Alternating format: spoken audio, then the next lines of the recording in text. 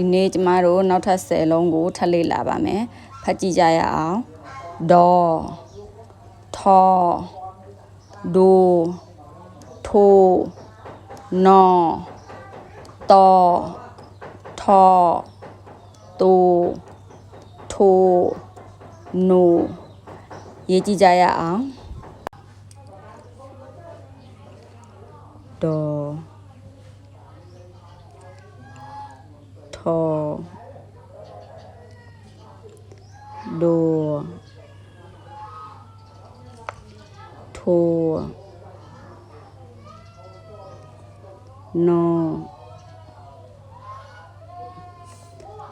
တော်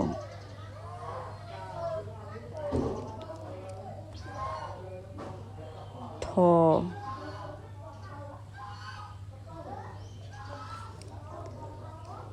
တိုထိုနို